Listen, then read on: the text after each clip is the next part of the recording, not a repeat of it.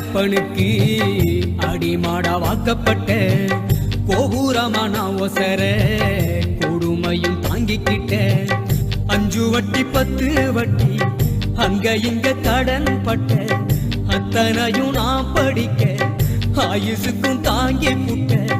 பட்ட துன்பம் போது முன்னா பாதியில உசுர விட்ட